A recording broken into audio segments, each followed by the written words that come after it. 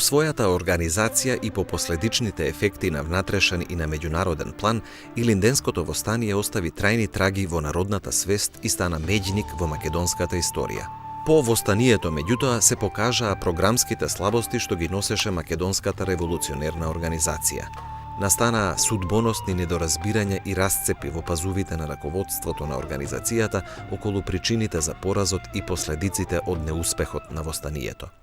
Се направија реонски конгреси и се дојде до таму 1905 година да се организира општиот Рилски конгрес, на кој се направи обид да се обединат силите со една мисла, за да може да се продолжи борбата.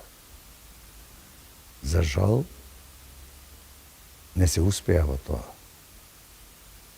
Наскоро дојде до големиот расцеп и од тука натаму револуционерната организација како единствена сила на македонскиот народ веќе не постои. Бидејќи 1908 година дојде до така наречената Младотурска револуција, во која туркофилите албанци, начело со Нијази Бек, организираа востание против султанот, за да го спречат решението на суверените на Англија и на Русија за создавање автономна Македонија. Бидејќи, ако се создадеше тогаш автономна Македонија, Албанија ќе беше изделена од Турција, а Албанија не беше уште подготвена за самостоен државен живот. И уште повеќе, што поголемиот дел од албанското тело се уште беа гардата на султанот и се уште мечтаеа за голема Турција во која албанците ги уживаа сите права во тоа време. Значи, во едни такви околности дојде и до расцепот во македонското револуционерно движење.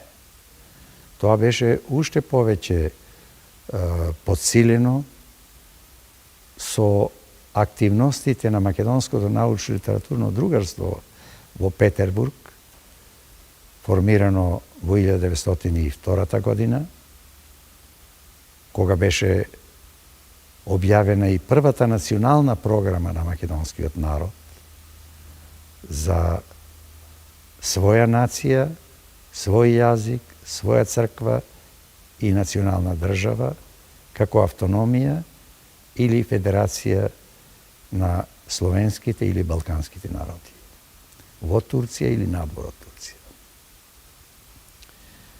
Во такви околности Мисирков, Крсте Петков Мисирков, кој беше првиот потписник на основачкиот акт на Македонското научно-литературно другарство од 1902 година, и бидејќи не можеше да добие стипендија за продолжување на постдипломските студии на Петербуршкиот универзитет, а во Македонија почнуваше револуционерното ослободително движење и се очекуваше востание, тој дојде во Битола како учител и по Илинденското востание во ерата уште на најсилниот подем на востанието, по убиството на рускиот конзул во Битола, тој заедно со телото на рускиот конзул се врати во Русија и таму, во Македонското научно-литературно другарство, во 1903 година, есента, одржа предавања што станаа јатката на книгата за македонските работи, што по решение на другарството беше напечатена во Софија како центар на македонската во тоа време доста револуционизирана емиграција. Книгата за македонските работи од Крсте Мисирков го постави клучното прашање: што да се прави во иднина и врз каква платформа да се постави? Во бурните дискусии и советувања на револуционерите во Софија и на локалните собери и конгреси во Македонија се размислуваше и за ново востание напролет. Беше неопходно да се подготви конгрес на тморо и да се ревидираат програмските документи. Истовремено, на територијата на Македонија веднаш во најостра форма се изразија спротивставените интереси на балканските државички и плановите на големите европски сили.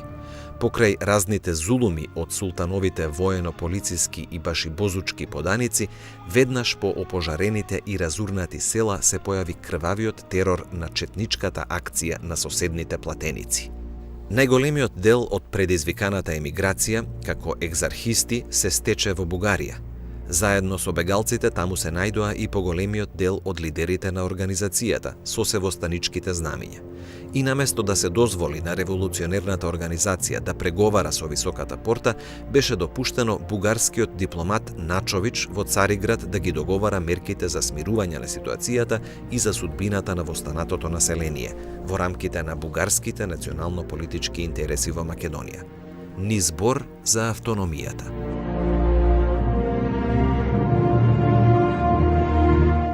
Во ноември 1903 Крсте Мисирков веќе беше во Софија и ја даде книгата за печат. На 12 ноември Ефтим Спространов запишал во својот дневник: Дошол да го пропагира крајниот сепаратизам меѓу македонците. Дал в печат една брошура за истото прашање. Зборувавме долго. Организацијата вели да се обрне од револуционерна во еволуциона. Добро, но ќе може ли да работи во Турција при сегашниот режим? Си ја изигра таа, вели, својата улога. Имаше цел да предизвика едно мешање, го предизвика. Зборува за книжки, за македонското наречие, за граматика, за историски читанки и друго. Го прашувам, има ли извор од каде да црпи материјални средства? Ми ветија, вели, да ми дадат учителско место во Русија. Ке добивам повеќе од 100 рубли месечно, половина, ке ги праќам за тоа дело. Книгата на Мисирков беше пречекана со негодување од сите страни, освен од македонскиот народ, меѓутоа таа тешко можеше да дојде сред масите на македонскиот народ.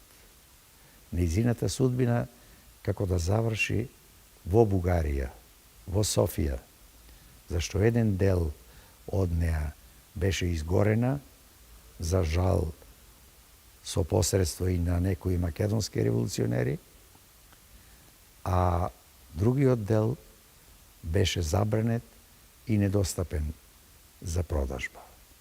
Самиот Мисирков успеа нешто да распространи на претплатниците и толку. Србија очигледно беше незадоволна.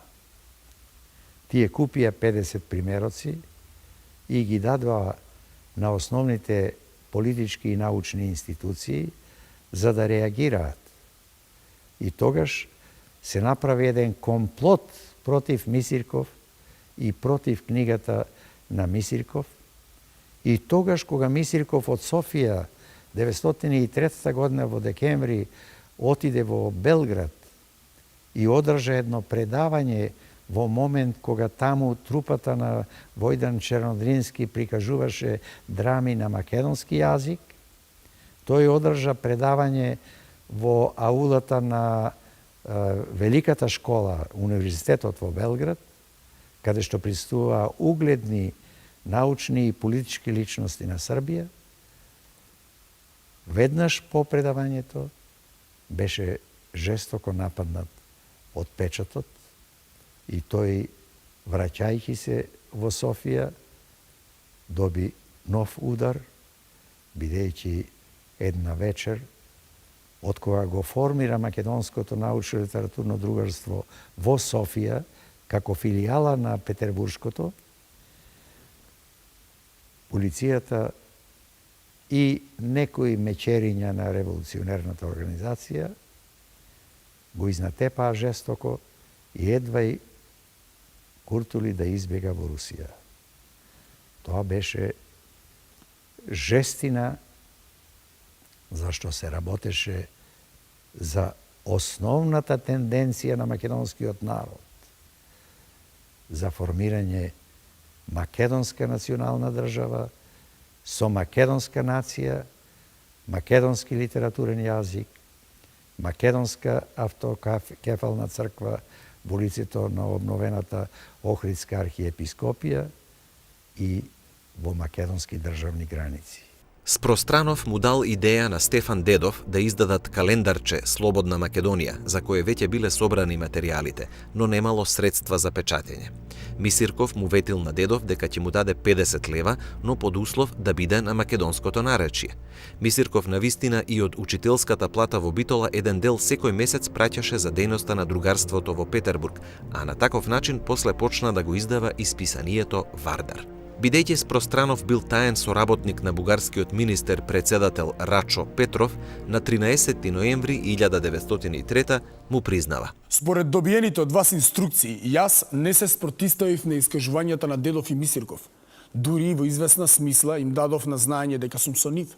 Сметам дека сум неправедно осомничен од овдешните власти за наводно ширење на македонскиот сепаратизам меѓу македонците во Софија.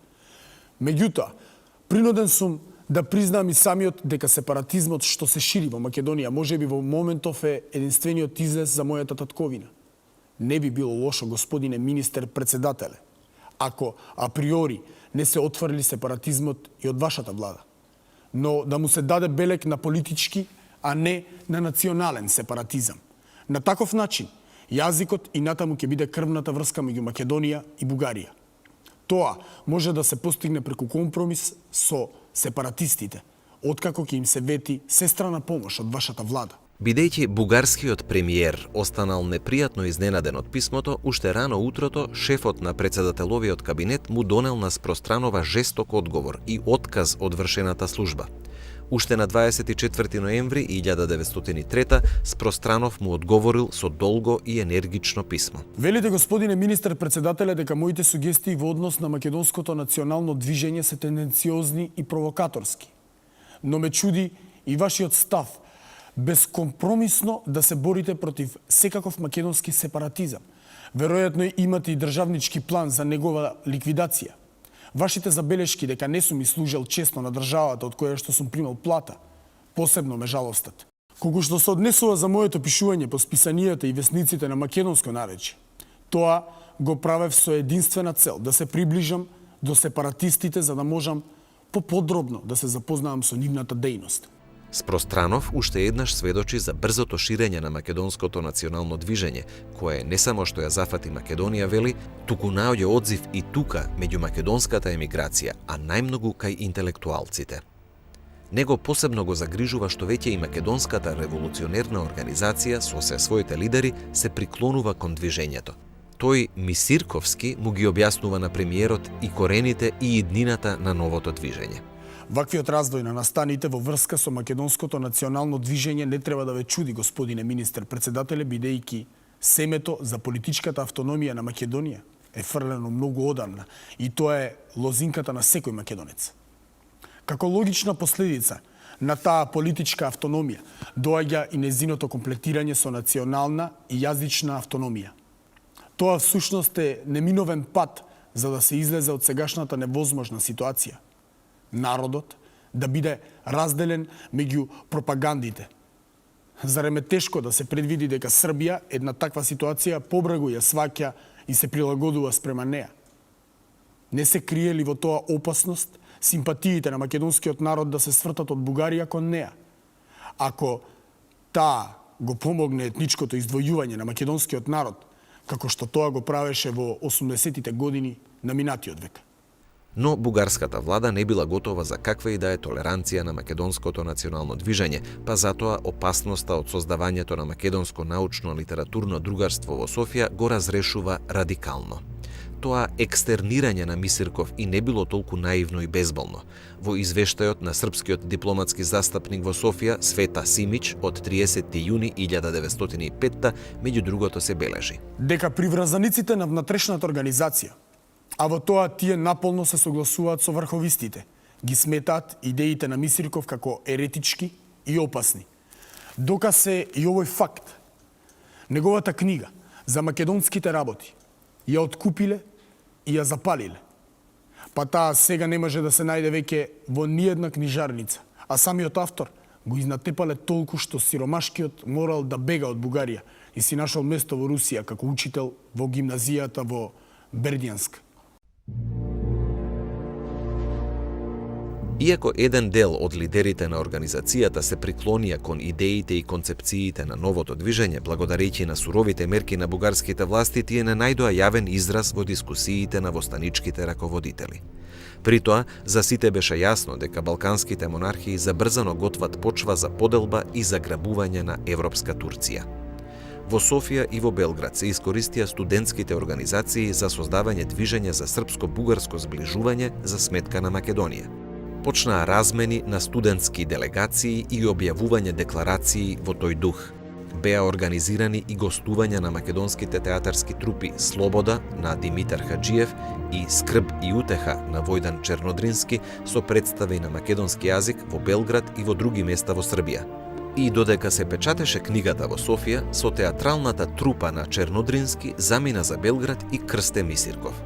Тука тој имаше можност не само да посети некои белградски редакции и да разговара со истакнати личности од српските научни, општествено-политички и државни средини, туку на 11 декември 1903 во салата на Великата школа одржа предавање за македонското прашање во светлината на српско-бугарското зближување.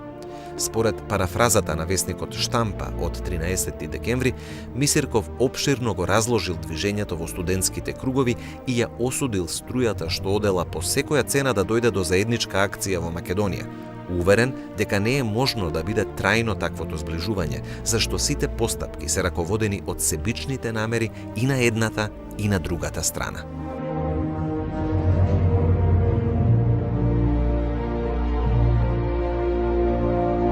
Одеднаш и во Белград и во Софија се огласи аларм и беа преземени секакви мерки.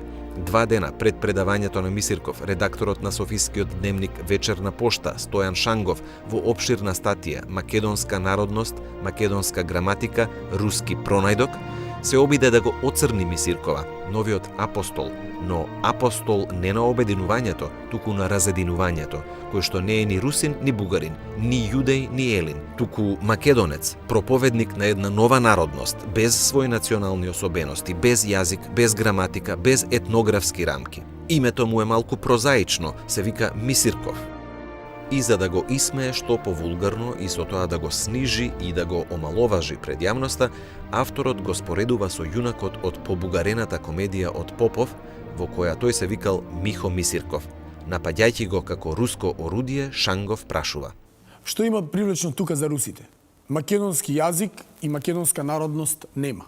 Има само еден, прилепско-охридски бугарски дијалект. Но тој има толку разлики од бугарскиот јазик колку малорускиот од белорускиот или русинскиот од великорускиот. Составували Русија одделна граматика за Малорусија? Всушност, со своите споредби Шангов точно го определи односот на македонскиот спрема бугарскиот јазик, а блиската историја му даде полн одговор. Додека Мисирковата книга беше уште в печат, се појави со опширно реагирање во истиот дух и уредникот на софиското списание Македонија, прилепчанецот Милан Грашев. Очевидно, по официјален државен брифинг, и тој ги користи истите реквизити и истата методологија за дискредитација на личноста на Мисирков и за омаловажување на неговото дело. Само што овде не е именуван Михо Мисирков, туку му е залепено прозаичното име К.П. Мисир. Откако го оставил да го убијат рускиот конзул, избегал со неговото тело дури во Русија, а сега дошол во Софија да ја печати книгата за македонските работи, па како бенгалски огнови ги растурал поканите за претплата и тие се покриле со потписи како што се покриваат пчелните пити со мед. И Грашев подсетува за улогата на русите, па вели: Ова не е првиот потрес во нашата литература.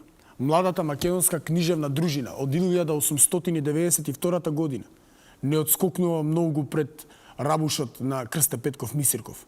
Лоза со непромисленост, но со многу поголем ум, застапуваше нешто што се изроди во илјадници глави и даде друго за кое толмачите не промислија. И Шангов и Грашев се заканија. Ние без друго ќе се навратиме и поспокојно врз трудот на господин Мисирков штом ќе се појави. Но кога книгата излезе и беше прочитана, настана тешкиот заговор на молчење. И кога повраќањето од Белград Мисирков во Софискиот весник Ден ги објави впечатоците од посетата на Србија, редакцијата во фуснота му одбележа. Господинот Крсте Петков Мисирков е следбеник на петербуршката студентска група која, по сугестија од некои словенофили, се наканила од македонскиот бугарски дијалект да направи посебен литературен јазик. Со таа цел, тој сега скоро отпечати една брошура за македонските работи, која што по идеи, нека ни е простено да речеме, е ексцентрична, а по стил е чисто бугарска книга. Истовремено, уредникот на Софиското списание Книгопис, професор Александар Теодоров Балан, само кратко ја регистрира излезената книга на Мисирков и не без иронија подсетува дека авторот, поради националното име македонец и поради идеите за македонската народност и за јазикот, бил исфиркан и од србите, кога неодамна им го толкувал во Белград. Па сепак, идеологијата на другарството, изразена во Мисирковата книга, сериозно ги замисли и Белград и Софија. Првин се обидоа јавно да ја дискредитираат, а тајно и безшумно поведоа организирана кампања. А Српското министерство за надворешни работи му порача на својот дипломатски застапник во Софија да му достави 50 примероци од Мисирковата книга. На 12 јануари 1904 купените примероци стигнаа во Белград и веднаш беа распределени на надлежните места. Само по 3 дана и академик Стојан Новаковиќ омаловажувачки му пишува на најпознатиот славист Ватрослав Јагиќ. Завчера ви пратив една книга, печатена деновиве во Софија на македонски дијалект. Авторот е од руските школи. Беше овде пред кусо време. А тој е оној учител што беше со загинатиот битолски руски конзул, Ростковски. И овде, на Великата школа, одржа некој јавно предавање за своите идеи. Не наоѓајќи особен одзив. Ви го испратив тоа како куриозум. Ништо друго и не е. Зошто кај мене има уште еден екземплар. Во тој момент за Новаковиќ, кој и самиот се сретна со Мисирков во Белград и му го даде својот сепарат за Ичковиот мир, беше многу важно да го неутрализира влијателниот Јагиќ, зашто пред тоа тој во виенскиот весник Ноје Фраје Пресе објави поголема студија за Македонија и за македонците и наведе дека некои македонци мислат да внесат во училиштата некои од своите местни дијалекти. И самиот Новаковиќ пред тоа од Петербург му имаше пишано на Јагиќа дека македонците, например, не сакаат сега ни со бугарите, ни со србите, туку ги има што размислуваат како ќе пишуваат на македонски. Незадоцни и бугарската страна со пресија врз ставовите на Јагиќ.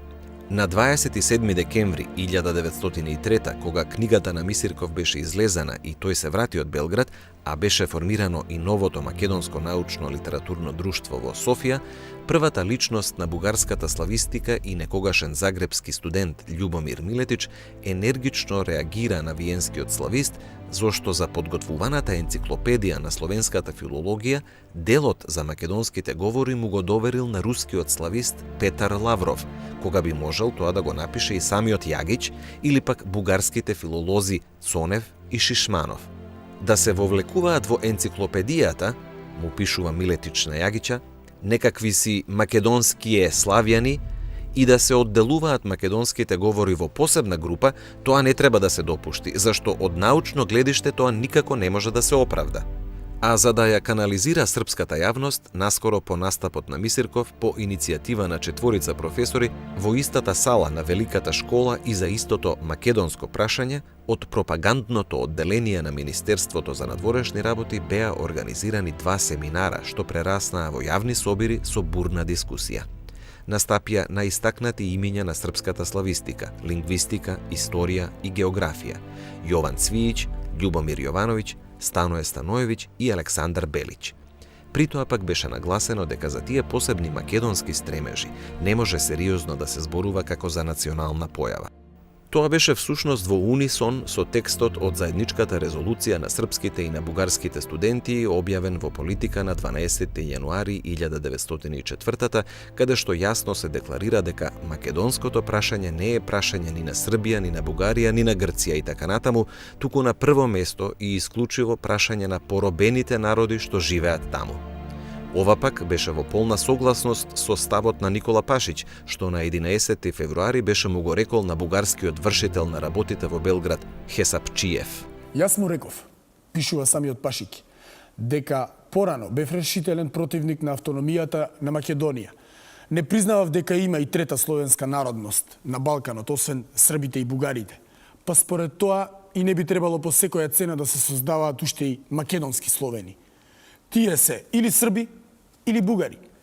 Оние делови што се поблиску до Србија и кои повеќе се изложени на српско влијание, тоа се срби. А оние делови што се поблиску до Бугарија, тоа се бугари. Најпосле, не мислев дека за правилниот развиток на балканските држави е потребно или оправдано да се создава уште и четврта словенска државичка. Сето ова беше преточено и во подпишаниот сојузен договор помеѓу Кнежевство Бугарија и Кралство Србија од 30 март 1904, во чија преамбула се нагласува дека двете монархии се одушевени од желбата на нивните народи да се зачува територијалниот статус кво на Балканскиот полуостров и да се подобри судбината на нивните сонародници во Отоманската империја. Тоа се потврдува и во член 1 од договорот, каде што се прецизира дека во трите вилаети во Македонија двете држави ќе го обезбедат животот, имотот и слободниот развиток на своите сонародници во тие вилаети врз основа на рамноправноста на народностите во секој однос. Значи, пред стравот дека може да се реализира автономијата на Македонија, со книгата на Мисирков и со неговото предавање во Белград се засилија спогодбарските процеси на Балканот за поделба на Македонија. Потпирајќи се врз ставот на академик Новаковиќ за политичкиот момент, тоест можноста за поуспешна агитација во Македонија, агитација чија цел би била идната духовна заедница на Македонија со другите српски покрајни, Гавриловиќ наведува. Зимоска во Белград и во уште некои градови на Кралството Србија гостуваше македонската театрална група под управата на Црнодримски. Таа прикажуваше на македонски јазик оригинални драми, македонски. Со еден збор, имавме примери од новата духовна култура, литература и уметност. Македонска. Не треба да се залажуваме. Она што го покажуваше Црнодримски не беше жаргон, туку проба на една туѓа култура во друг свет. Онака како што чешките уметници му доаѓаа нагости на нашиот народен театар. Или уште поарно, како што, на пример, Салвини пред неколку години со својата трупа гостуваше во Белград. Да го ставиме настрана тоа што Црнодримски си има по две редакции од своите драми. За Софија и за Белград. Веќе и самата таа појава на неговите македонски продукции покажува од исто име пред почетоци на нова, четврта литература на словенскиот југ. А ние му ракоплескавме на тоа. Овој страв за осигурување на еднината на Македонија не беше само во Србија. На 18 јануари 1904 српскиот дипломатски застапник во Софија, Јован Јовановиќ, го известува својот министер дека идејата за зближување помеѓу Бугарија и Србија почнала се повеќе да добива терен и во Софија, но дека не треба да се мисли оти тоа ќе стане брзо и лесно.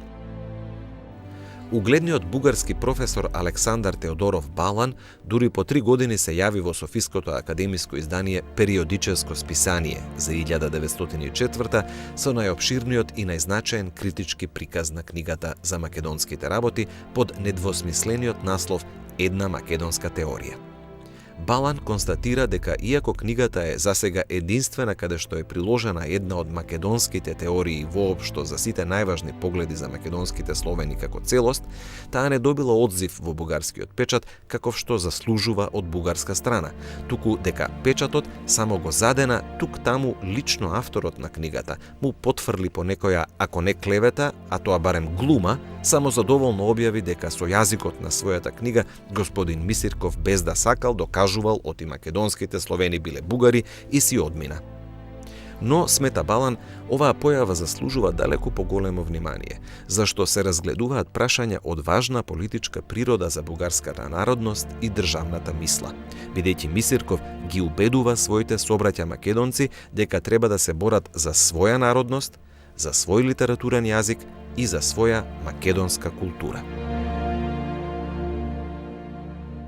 По многу деталниот критички осврт на книгата, Балан ги прави следниве заклучоци и предупредувања.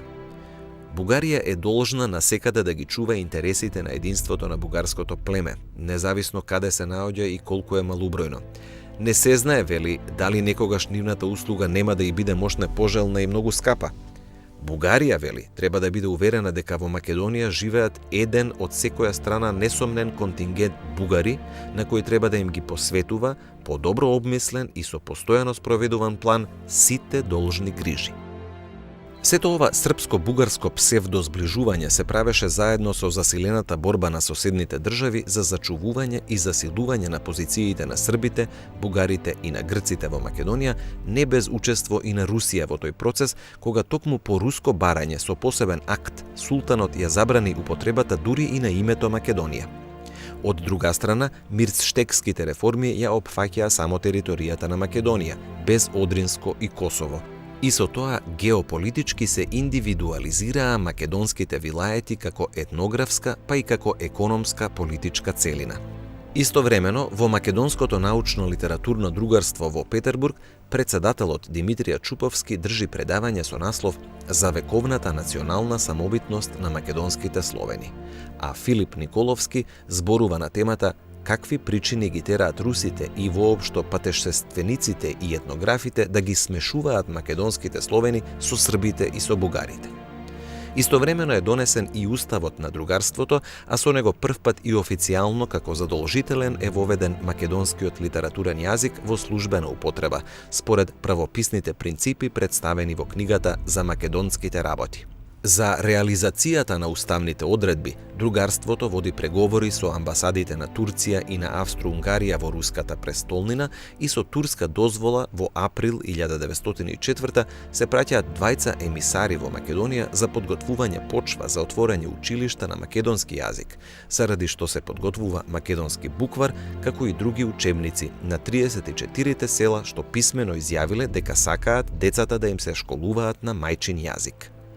Во рамките на реформскиот процес во Европска Турција и со подготовките за пописот на населението се прават потфати и за обновување на Охридската архиепископија како македонска црква и со тоа во милетскиот систем да се обезбеди и македонски нуфус.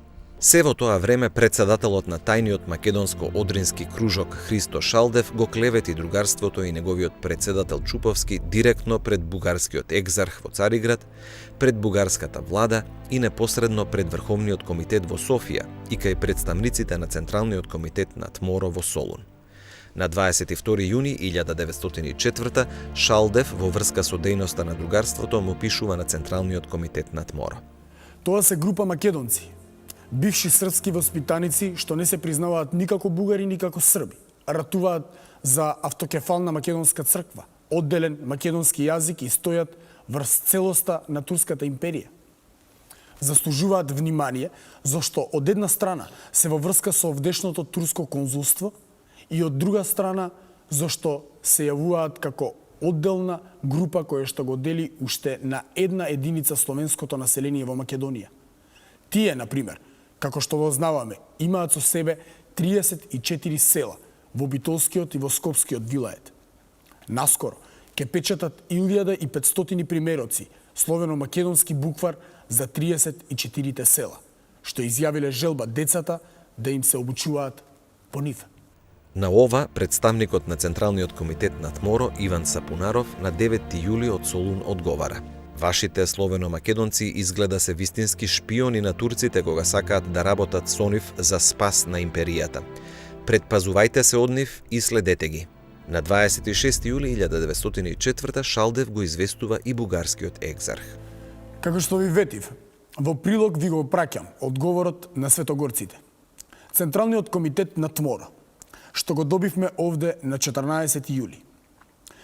Како што ќе видите, од писмово светогорците се запознаени со активностите на славено-македонците. И така, светогорците сега се убедени дека славено-македонците, кои што не се признаваат ни за срби, ниту за бугари, и се вистински шпиуни на турците. Морам да признам, ваше блаженство, таквата верзија е пуштена од мене со цел да им ги пресечам врските на славено-македонците со револуционерната организација. Инаку, тие во Турција исто така гледаат непријател, со кој што треба само да се води политика, за да им се исполнат нивните идеи.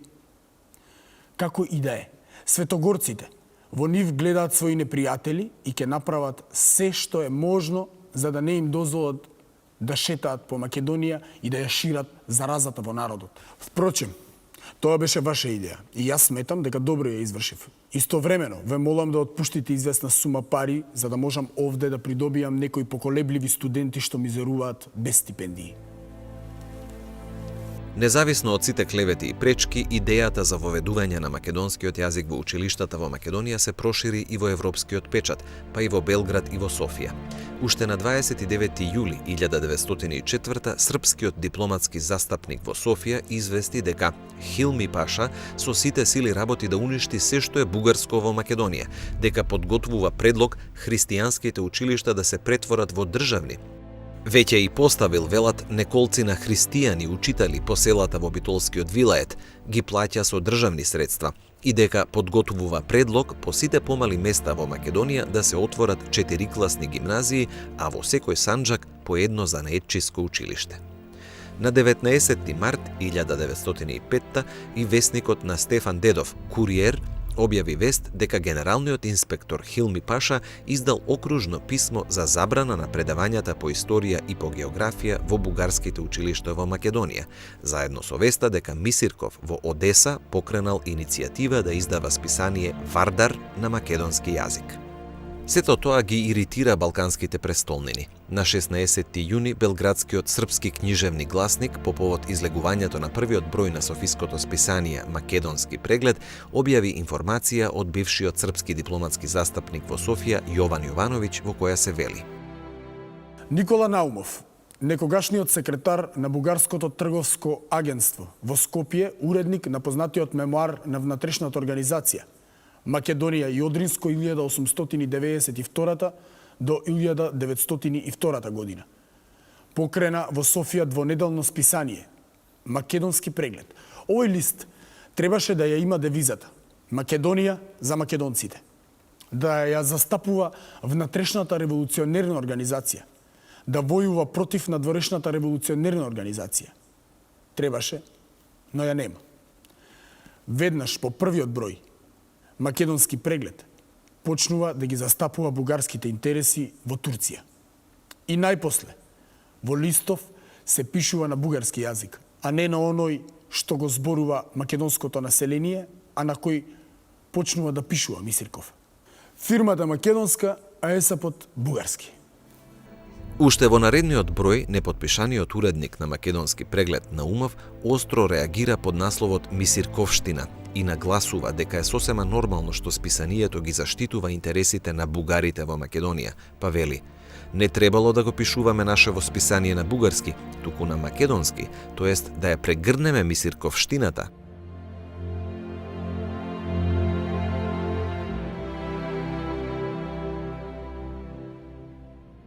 На 30 јуни 1905 српскиот дипломатски застапник во Софија Света Симиќ во својот извештај не само што дава поблиски информации за разговорот што го имал со Наумов пред 3 дена, туку и за дејноста на Мисирков и посебно за Чуповски во Македонија во врска со акцијата за отворање македонски училишта под патронатот на другарството.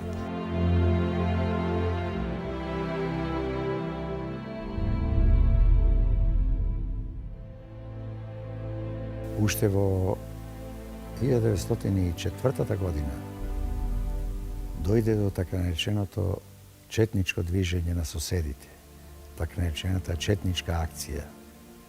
Тогаш се формира оружени чети, богато помогнати од Атина, Белград и Софија, кои војуваа на почвата на Македонија и македонската идеја, национална идеја, немаше никакви шанси да може слободно да се развива.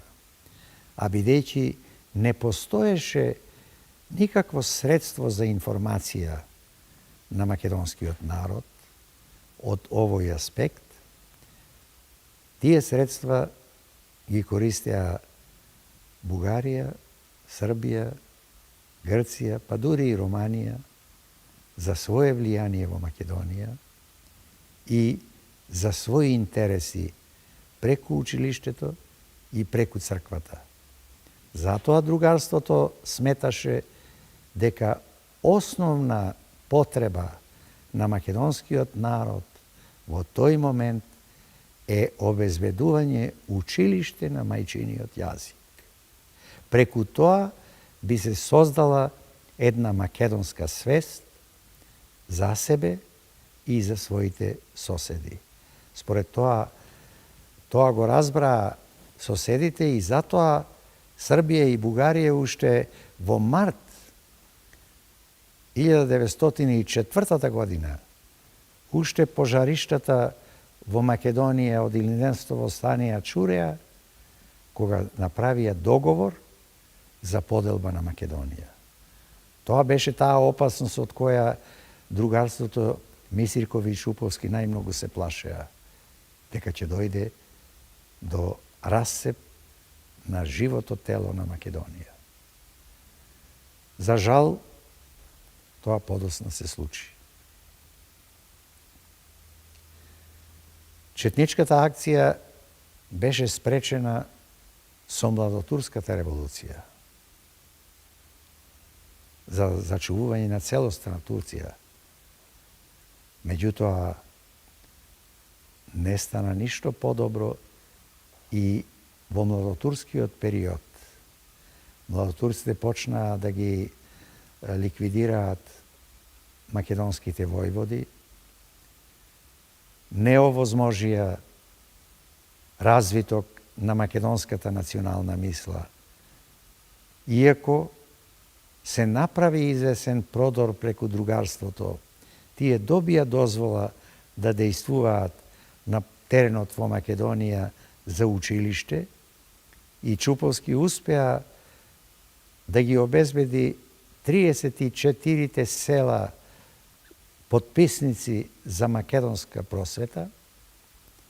Меѓутоа, сето тоа беше спречено од оружените формации што се бореа за секое село и за секоја куќа во тоа село, за да ги пресвртат кон екзархијата, патриаршијата грчка или српската патриаршија.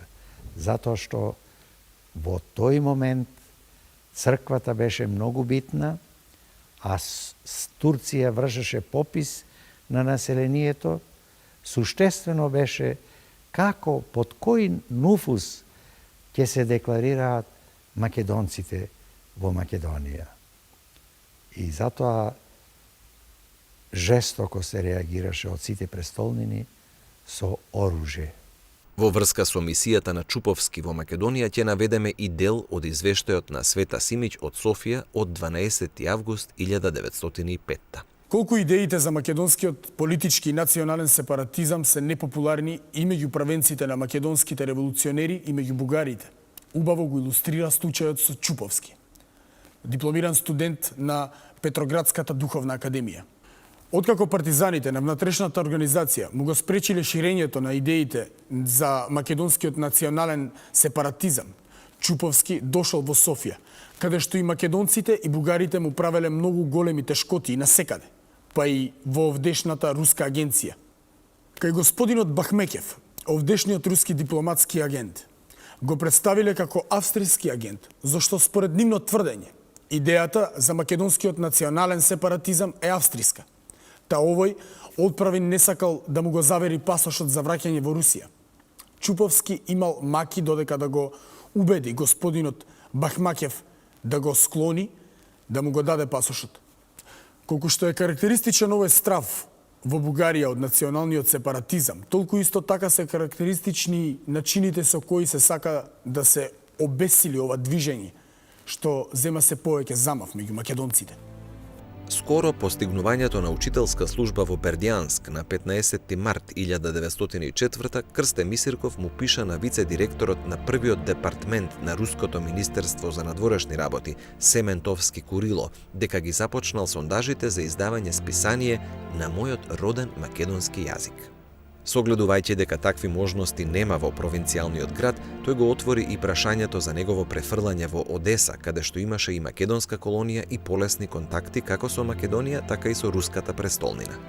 Исто така тој сакаше да ги продолжи и своите славистички истражувања и истовремено да се подготвува за магистерскиот испит по словенска филологија, за да се запознае со цел ред прашања од историјата на литературата и лингвистиката на Јужните Словени, а со тоа и да добие право на приват доцентура на универзитетот. Програмските начела на списанието Мисирков ги најави уште во тоа прво писмо. Токму затоа, јас би сакал да ги печатам на мојот роден македонски јазик во вид на двонеделно издание во обем од 2 печатени табака. Средствата за печатење ќе ги покривам од заштедата од мојата учителска плата. Молбата да ми се дозволи во Одеса да издавам двонеделно списание на македонски јазик, посветено на проучување на Македонија, од историски, географски, лингвистички, историско-литературен и општествено-економски аспект.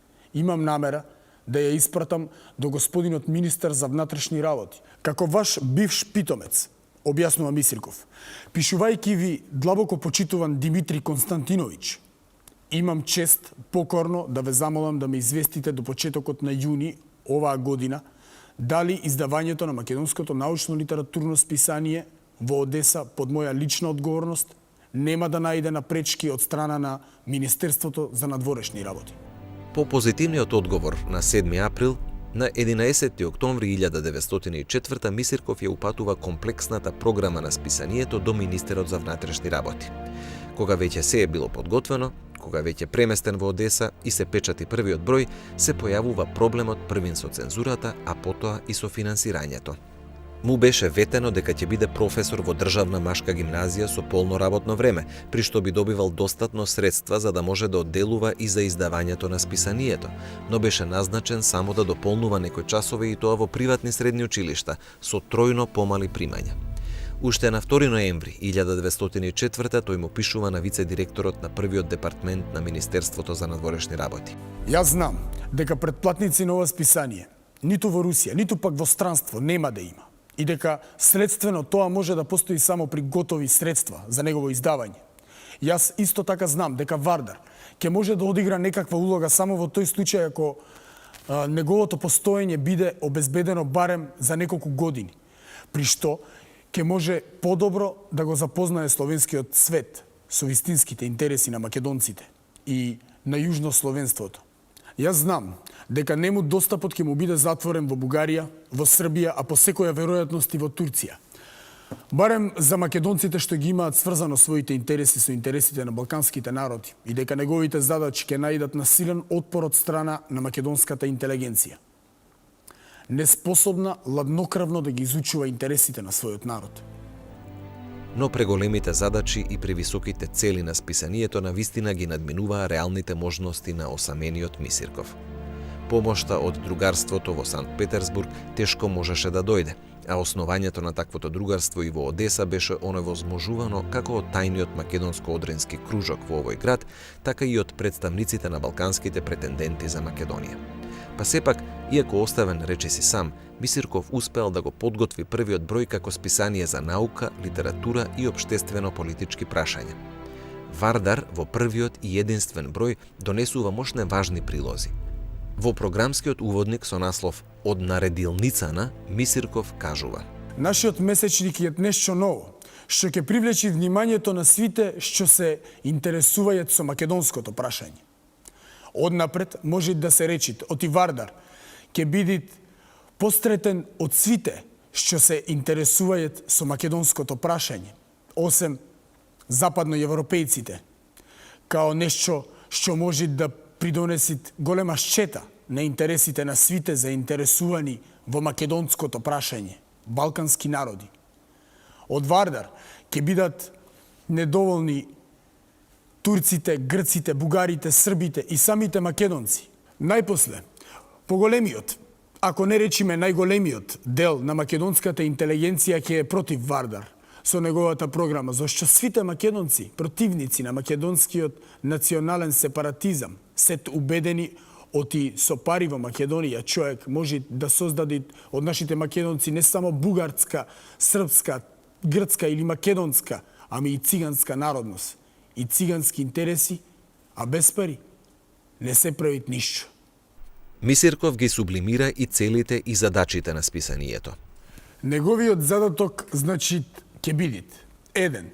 Тој да уреди известни односи меѓу него, неговата програма, неговите последувачи. Македонските национални сепаратисти од едната страна и неговите противници, свите балкански народности заинтересувани во македонското прашање, од друга. 2.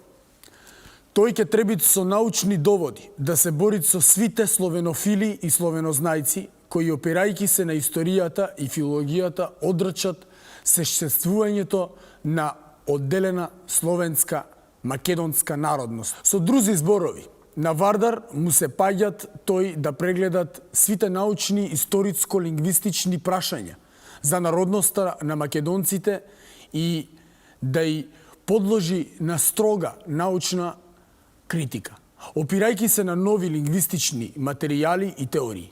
Најпосле, треќо и најглавно, Вардар не само требит да кладит научно основа на македонскиот национален сепаратизам, но тој требит да покажит нагледно да е нашиот јазик самобитен, да тој не е ни српски, ни бугарски и да е способен за литературно развивање.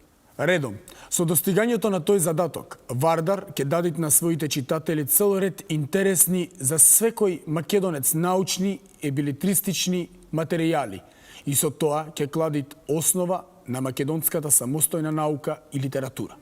По преводот на лично доживуваната песна «Пътник» од Прерадовиќ, што го направил самиот наредник издавач, без друго носечки во бројот е и незавршениот текст на Крсте Мисирков, изникнувањето и разбор на бугарската и српската теории за народноста на македонците.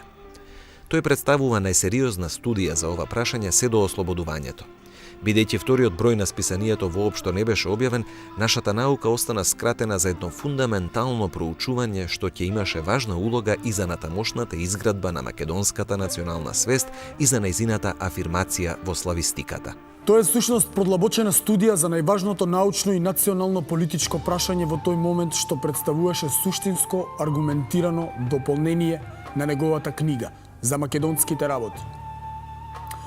Потоа, во списанието Вардар следи етнографско, демографско, статистички труд, список села од Јужна Македонија, Пазарцко, Гевгелицко и Кукушко, што го составил Мисирков како студент во 1900 година во родното село Постол.